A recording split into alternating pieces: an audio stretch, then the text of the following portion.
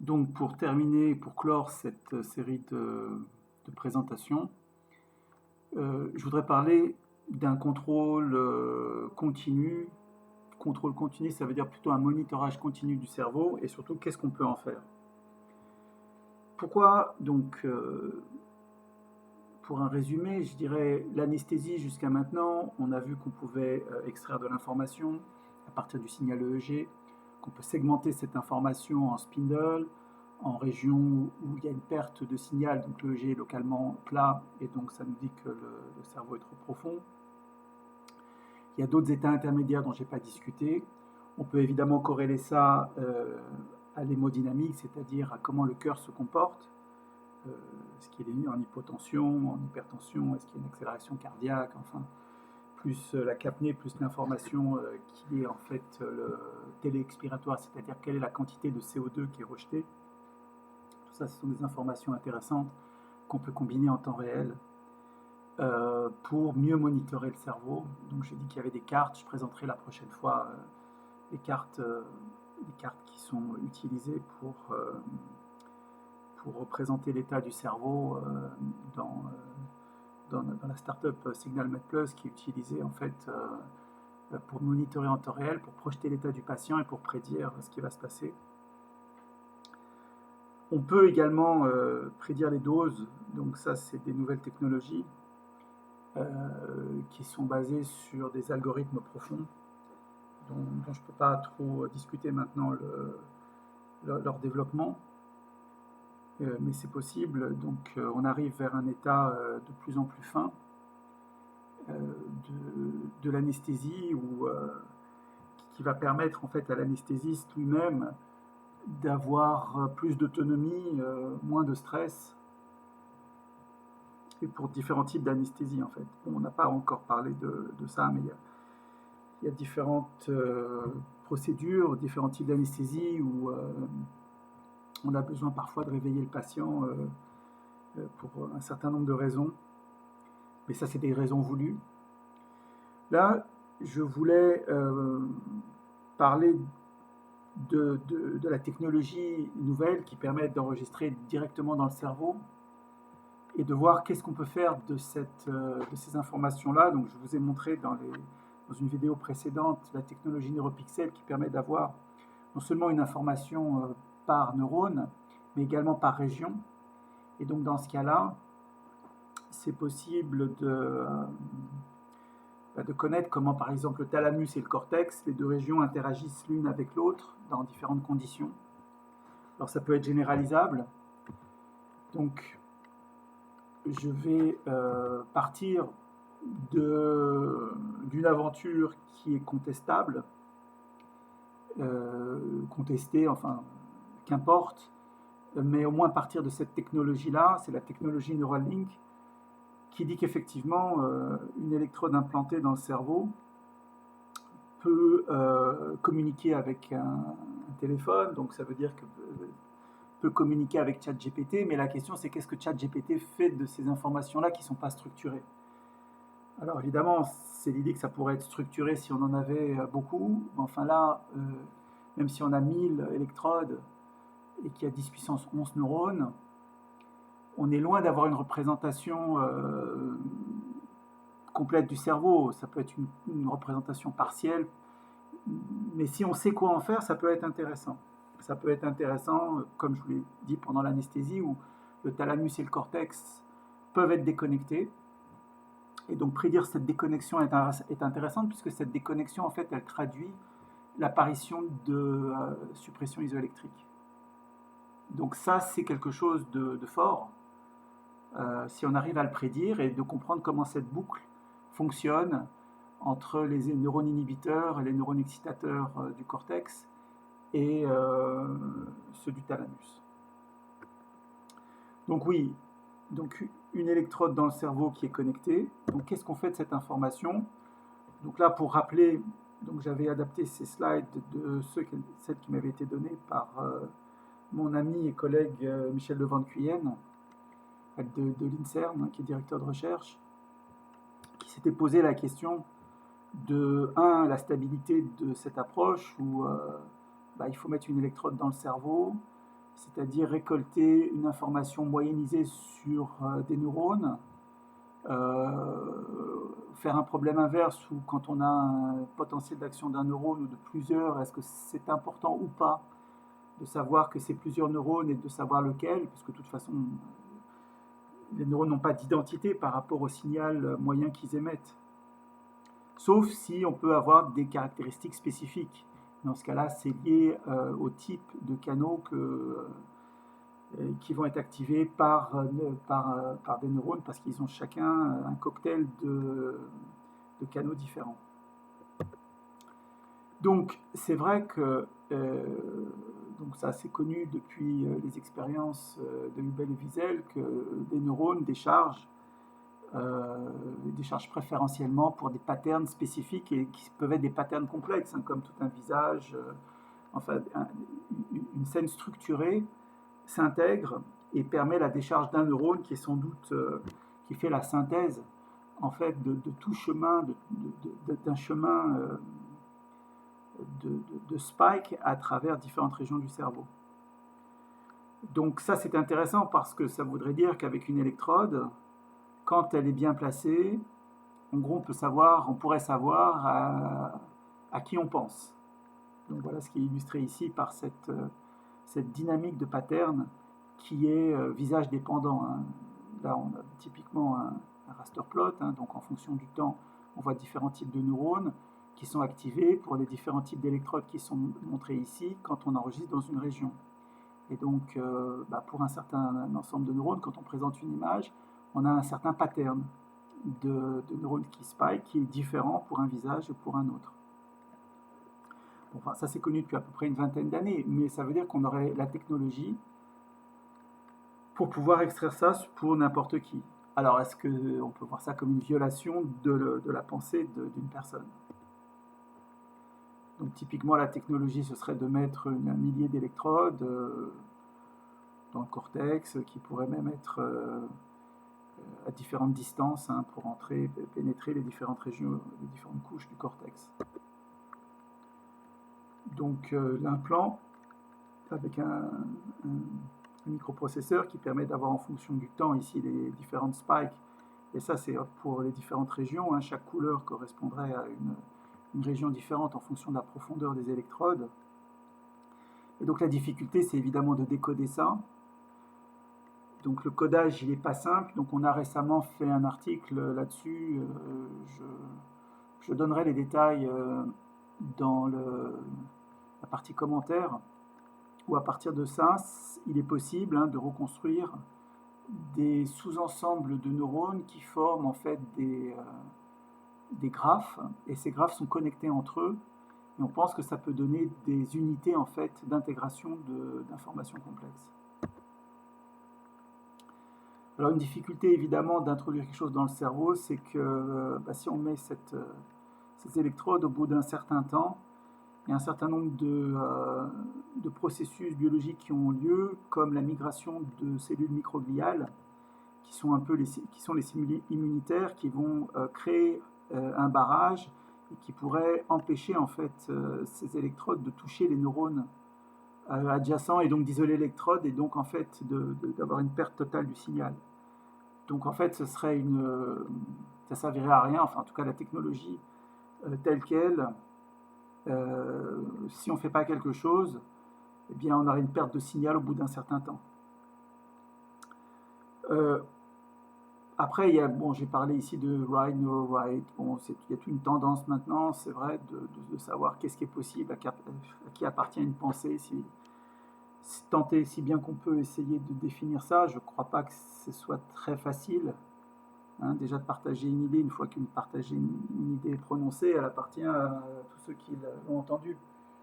Et il n'y a pas de propriété d'une idée, il n'y a que de propriété de processus, comme un brevet, qui est un processus spécifique de construction d'une machine ou d'un algorithme, enfin voilà. Voilà, donc pour dire que cette technologie, il y a encore beaucoup de choses à faire, donc elle n'est pas nécessairement mûre pour quoi que ce soit. Et enfin, c'est vrai que mettre une électrode alors ça c'est la fameuse expérience d'il y a plus de 70 ans, hein, mettre une électrode dans le centre du plaisir, hein, dans le système limbique, ça permettait à la souris de se déconnecter complètement du monde, de sorte qu'elle puisse appuyer sur la pédale et recevoir la décharge électrique qui stimulait ses neurones dopaminergiques pour qu'elle puisse oublier tout, même de manger, et finalement de mourir à la tâche d'appuyer sur cette pédale. Donc c'est vrai que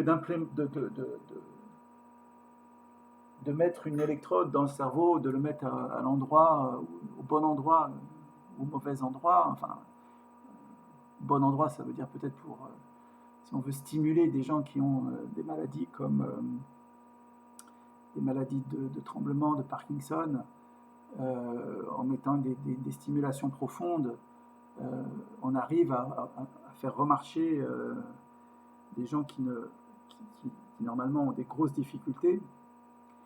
Maintenant, utiliser ça pour écouter le cerveau, pour avoir de la data, peut-être que dans 100 ans, ce sera une pratique commune. Même qu'on met une bague au doigt pour le mariage, on mettra une électrode dans le cerveau pour communiquer directement avec une existence, avec un jumeau numérique qui représentera l'homme. Enfin, je sais pas que ce sera le futur, mais en tout cas, voilà.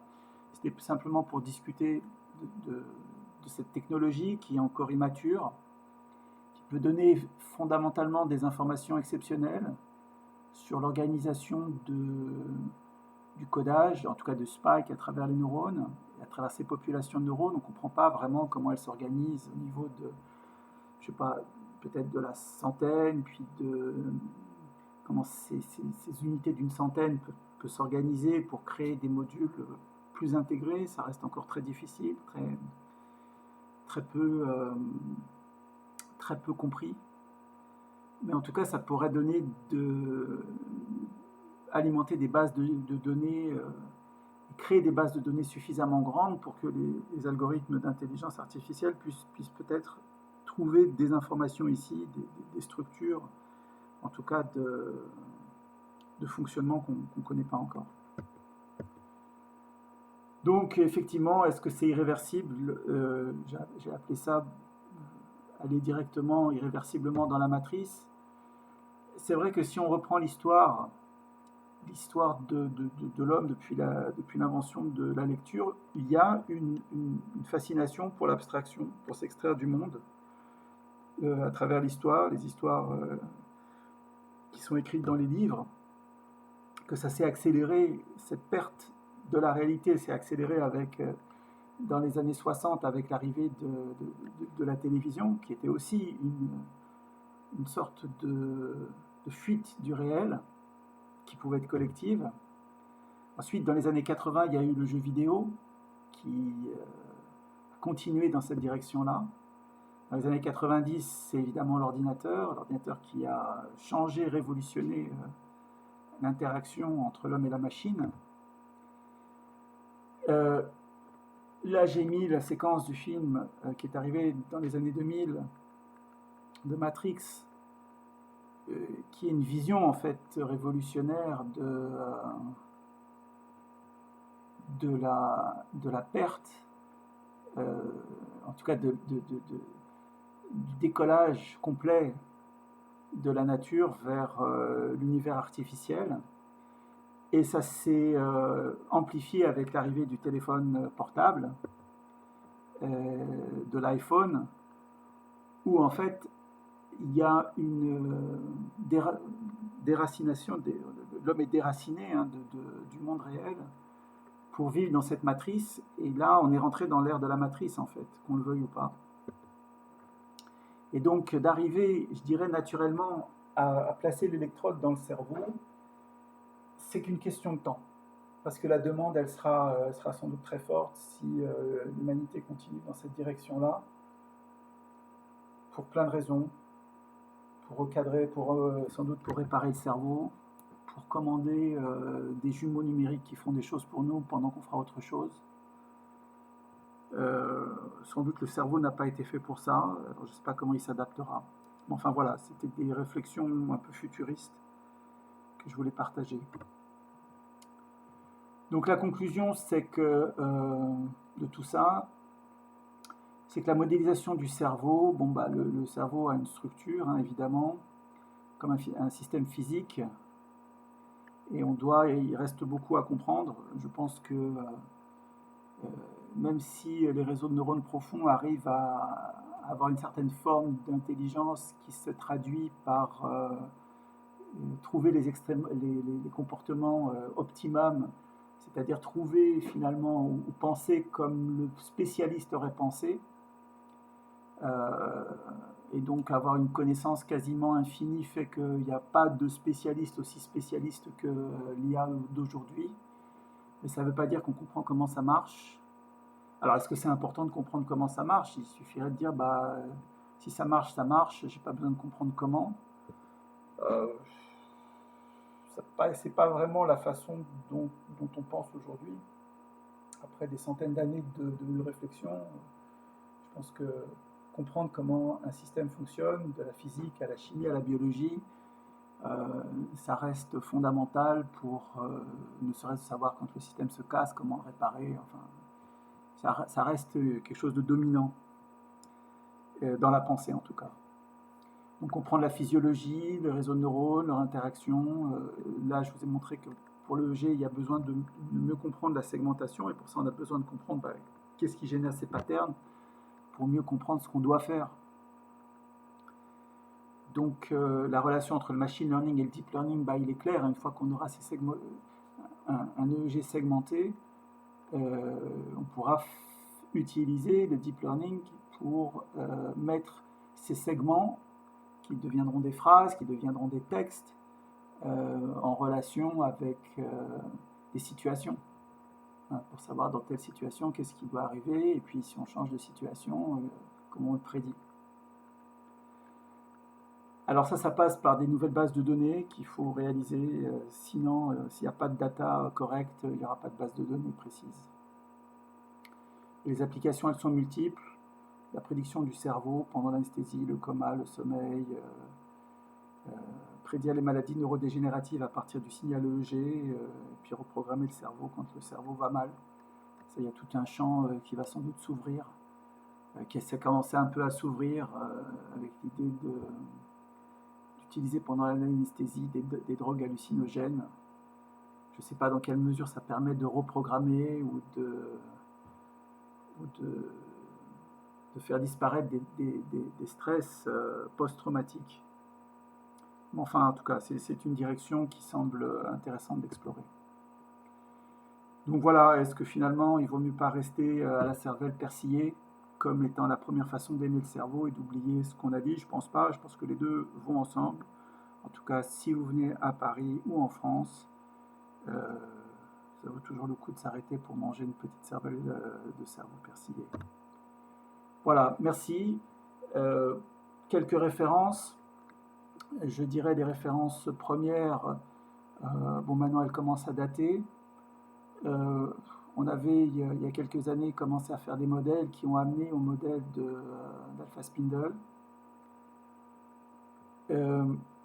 Bon, il y a des choses grand public. Pour la science, je n'ai pas réécrit quelque chose depuis 2019. Peut-être ça vaudrait le coup de refaire pour un peu expliquer tout ce qu'on a apporté et tout ce qui reste à faire surtout. Et puis une partie mathématique qui reste des algorithmes bas niveau dans le sens où on s'intéresse au signal lui-même pour le corriger. Et puis également où on va, donc il y a d'autres articles là, qui vont arriver sur juste je peux dire brièvement donc comment est-ce qu'on voit l'organisation du cerveau pendant l'anesthésie en particulier, comment les différentes régions communiquent entre elles. Donc ça, je pense que c'est assez important pour comprendre comment le cortex peut se déconnecter du thalamus, et comment le cortex en fait s'éteint alors que le thalamus continue à émettre des spikes. Donc ça nous donne des informations précises sur l'organisation de ces deux régions fondamentales. Voilà, donc ça c'est mon groupe qui a un peu évolué depuis. Ça c'est les financements qui nous permettent d'avancer. avec les collaborations. Voilà, donc merci pour m'avoir écouté là sur ces quelques cours. Et je pense que je vais lancer prochain cours sur des aspects plus techniques, sur comment on réalise par exemple les nouvelles segmentations et comment là on arrive à entraîner des nouvelles bases de données pour faire de la prédiction temps réel avec quelques minutes d'avance. Merci.